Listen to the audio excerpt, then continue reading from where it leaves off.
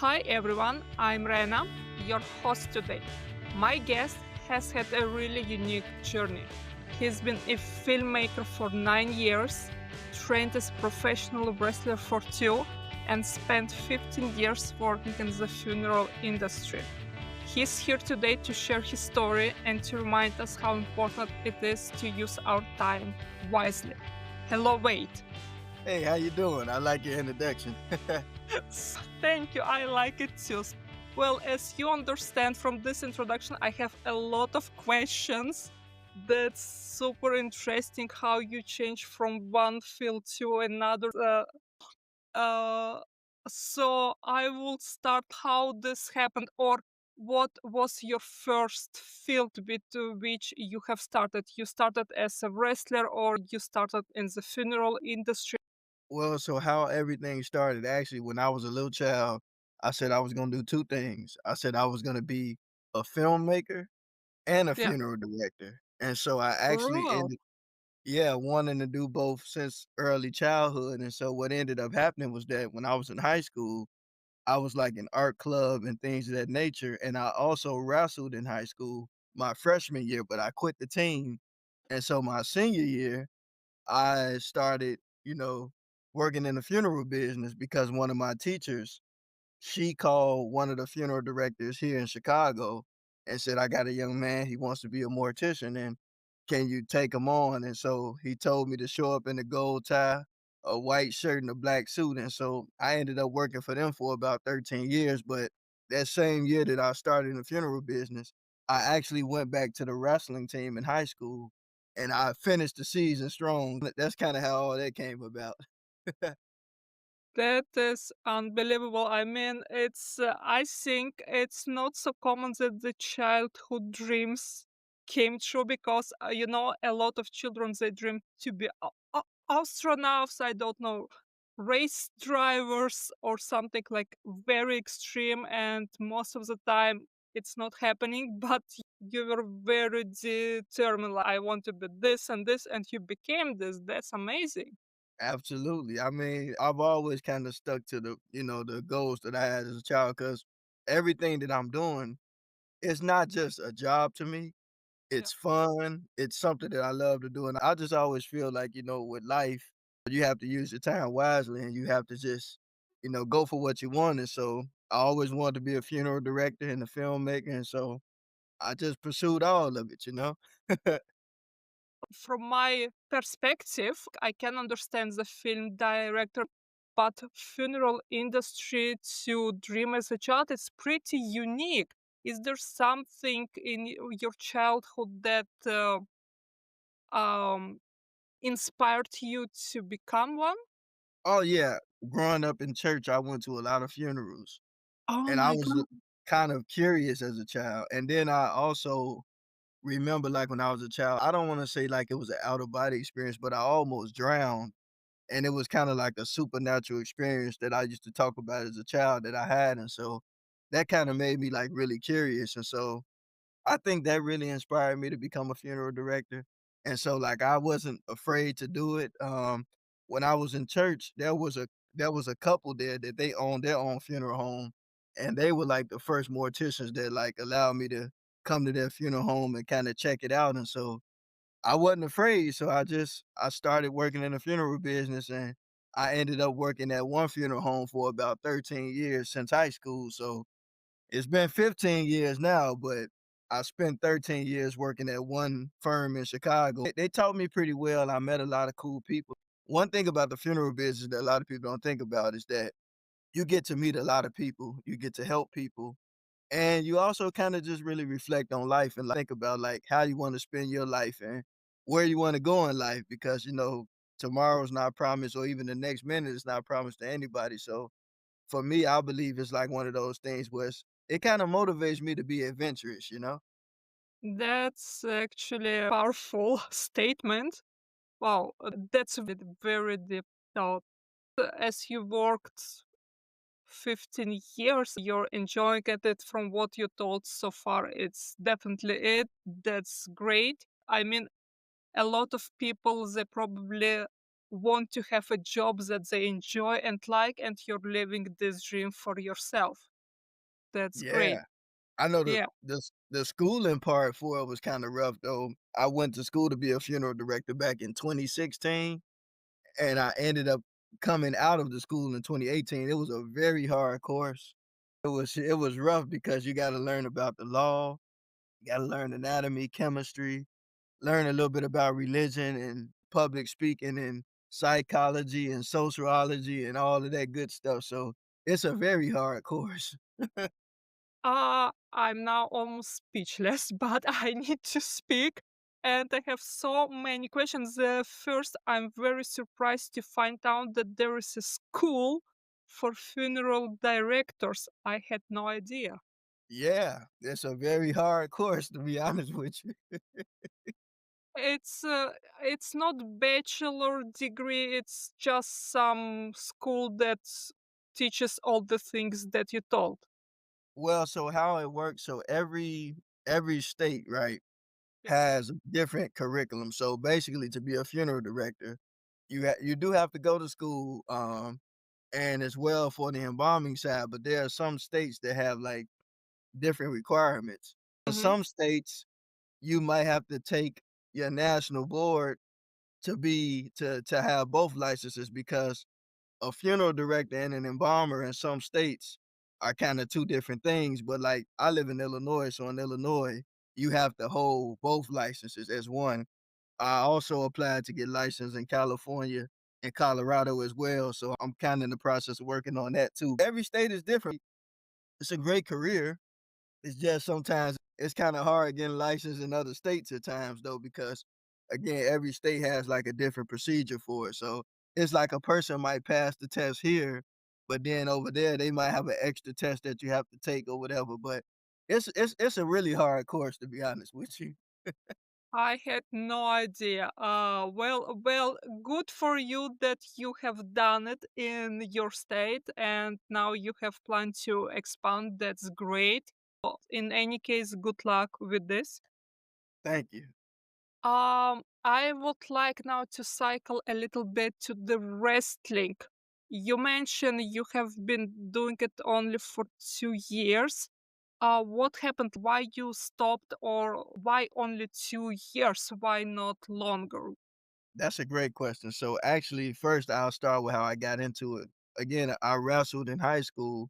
Yes. And when I went to college, since I was going to school to be a mortician and all that, those colleges didn't have a wrestling team, so I kinda didn't focus on it as much, but what ended up happening was after I went to film school, when I graduated, I wanted to do a documentary about pro wrestling. And so I reached out to a guy by the name of Steve Boss. He's been in the pro wrestling business for a very long time. He actually wrestled in WWE back when it was WWF for a little while. He's kind of been around a little bit. And so me and him ended up connecting and he invited me to the actual school that they train people to who wants to be professional wrestlers. And when I went to the school, I was letting them know that I was interested in making a documentary, but he asked me a simple question. And his question was, when are you gonna start training for it? And so I started training just based upon him just opening up the school to me to learn. So I didn't get into it to necessarily like go pro. I did it more as a hobby and to make my documentary. So that's why I was only 2 years. Okay, that's very interesting. And you invested a lot for this documentary. You even become part of it in sense. Yeah, Absolutely. you gave more than 100% in this case. Yeah, But did you enjoy, or do you enjoy the wrestling overall, or is just literally like hobby or even workout? I actually did enjoy it. And yes, I enjoyed the workout, but I did it more as a hobby. I work full time in the funeral business and I spent a lot of time working on filmmaking. And so going into pro wrestling, it was more like for me to do it for fun while trying to make the documentary because I feel like sometimes when you're doing so many different things, or even if you're a person that work a lot, sometimes you have to create a balance in life. And so for me, wrestling kind of just became kinda like my space to have fun with, you know? And nothing wrong with this. I think to have a hobby or something to do that we enjoy outside of the work, it's pretty normal. Yeah, it was definitely fun. I got a chance to meet so many people. I got a chance to meet, like, some of the wrestlers I used to watch in WWE as a child, so it was pretty cool because, like, I met so many people and, like, the independent wrestling scene is it's a really fun place. I mean, because like you never know who you're gonna meet. And I mean, there are a lot of fans and a lot of just people who come together and just, have a great time at the show. So it's always fun to see people smiling and having a good time, you know? S- Well, and now I want to talk more about your film industry experience. How did you started this? What has inspired you? Well, so I got inspired as far as being a filmmaker. That started once again from early childhood and just watching like a lot of George Lucas, Spike Lee, different movies, different genres. I don't have one particular genre.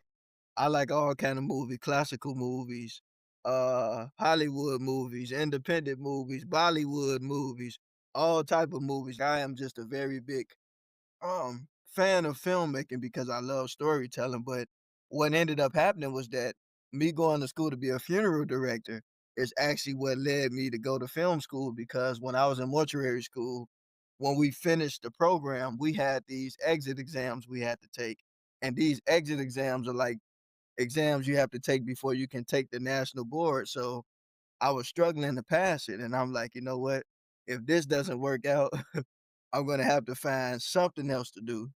And so I considered like being a veterinarian and being a plumber, and I thought about all this stuff, and I'm like, well, if I'm gonna go back to school, I'm gonna do something that I like. And so I remember praying, talking to God, and I'm like, you know what?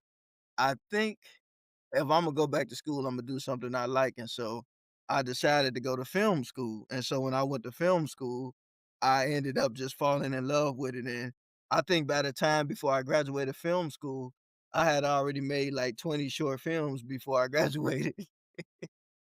Amazing. Are those documentaries or also some fiction? They're mostly fictional films, mostly like narrative films, but I'm actually moving more into making documentaries now. I fell in love with making documentaries in film school because I remember the first documentary that we actually made that I worked on. We went to a restaurant and we filmed about tipping.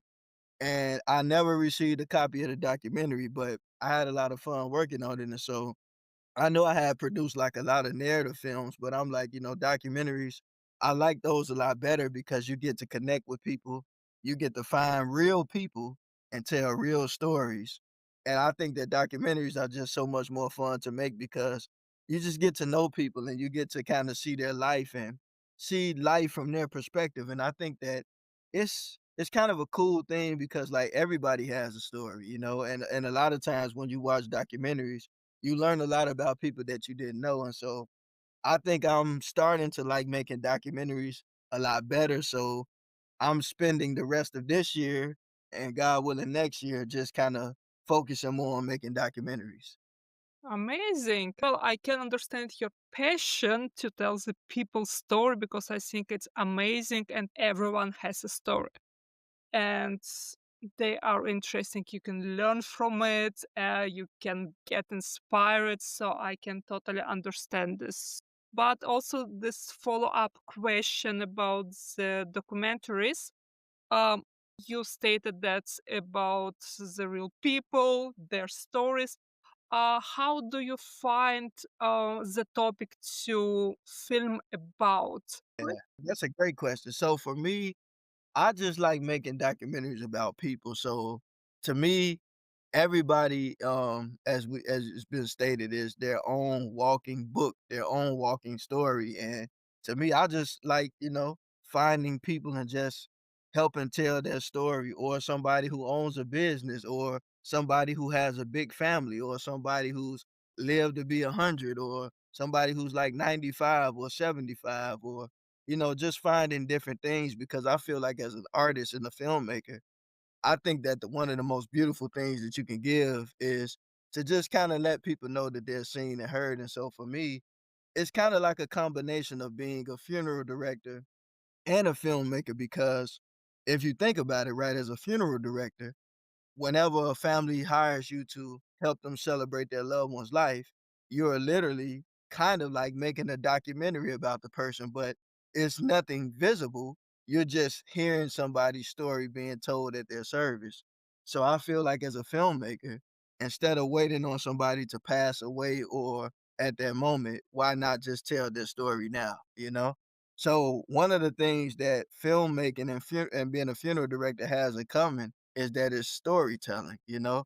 And you get to bring people together because, like, as a funeral director, you make arrangements, you plan the date. It's like being an event planner. As a filmmaker, you plan a date, you bring people together, the cast and the crew, the subject and the person and people in their life, and you just come together to tell a story. So it's all storytelling, you know? Actually, yes, you found the route that connects both in industries.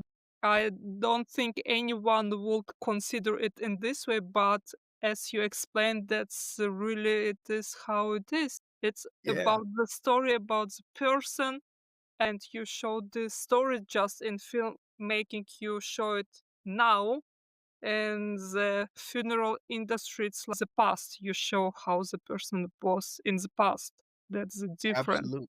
Yeah, because when you meet people, you find out all kind of things about people that you didn't even know. Like, for instance, my grandfather, he passed away back in January of this year, and when we were putting his obituary together, we were just kinda getting information from his, sisters and his daughter about, his life and, some of the parts of his life before because like I said, I know my grandfather, you know, he was actually my step grandfather, but him and my grandmother were married for over 40 years, and so I'm only 33 now, and so he was a part of my life for 33 years so far, and so just kinda hearing what his life was like before he even met my grandmother or, him living in Florida and living in New York and things of that nature. So it's kind of like, you just really think about it and like everybody has a story, and it's just amazing because it's just like now me and you are connected, right? But before I met you, you have a story, before you met me, I have a Mhm. story. It's coming Yeah, together to collaborate to tell a story. yeah. Boy, that's how it works. Everyone has story. Yes, that's true. It's great that you this gave you the opportunity to research the life of your grandfather.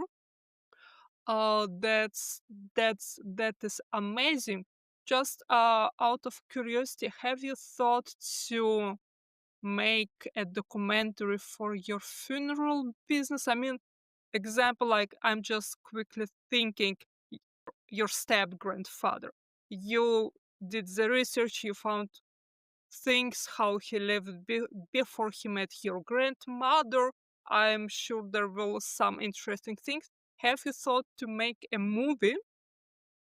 Actually, I have made a documentary about a mortician. One of my teachers from um the mortuary school, I actually made a documentary about his family funeral home. I never thought about doing one about mine just yet, but that is actually a great idea. I gotta credit you for that one. That's Yes, that's a that's a really great idea. you can.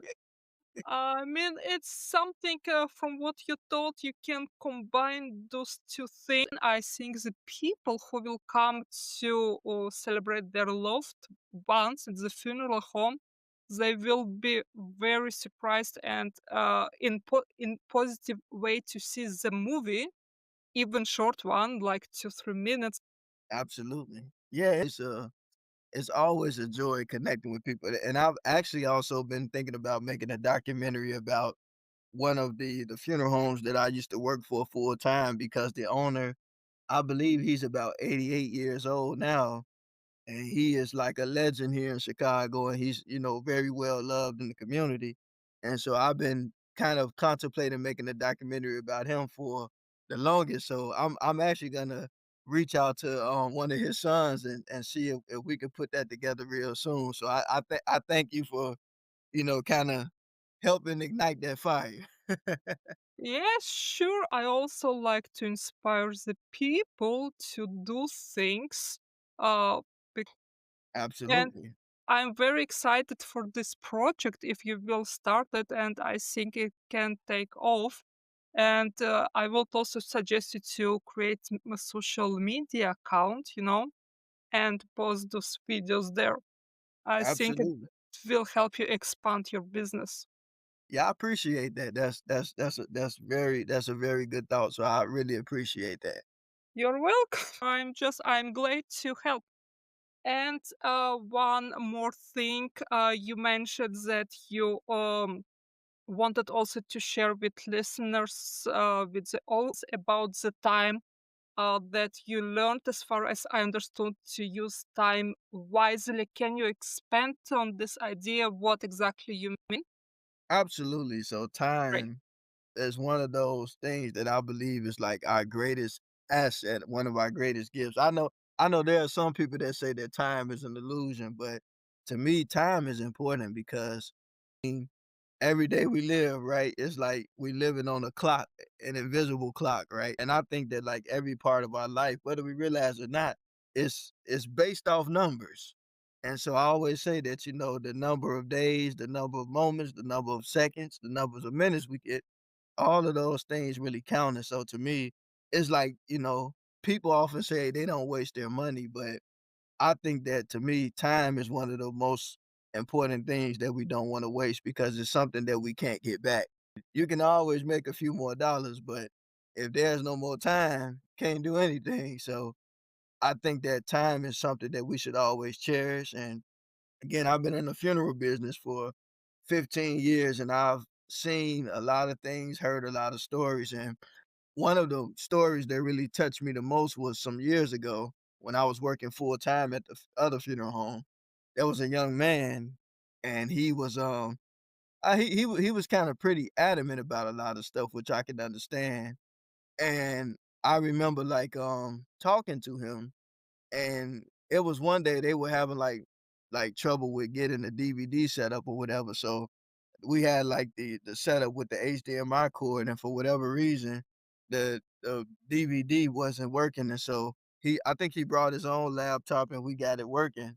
And so he asked me, were you gonna be here tomorrow? I think I had a show or something to go to, and I told him I wasn't sure if I would be there because I had something else planned. And so I remember kind of talking to the guy, and he was telling me that that was his wife, and he was a young man. I think they lived in New York, and he was just saying that he went to work one morning, and when he came home, he found his wife just laying on the floor and the baby was just like laying by her.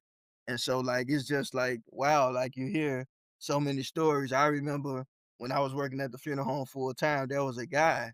He was there for his mother's service, and he was in the hallway talking to me. And one day, when I was rolling the casket in the chapel, and I got ready to, set the flowers and open the casket, it was the very guy that I was talking to 3 weeks ago. And it just made me just kind of just, always be reminded that tomorrow's not promised or the next second is not promised to any of us. And so if you're going to spend your life and your time doing anything, do something that you love and make it count and don't waste time because it's something we can't get back. Oh, that's definitely a very deep understanding of time. So, and thank you for your input and for reminding all of us about this again. Enjoy the moment, live in the moment, and use the time wisely. I think then on this positive note, we will conclude our episode. Thank you so much, Wade, for being here and for sharing your amazing story. I hope it inspired a lot of people. And so, uh, till the next Thank you. time. Thank you for having me. It means a lot. So I thank you. I really do.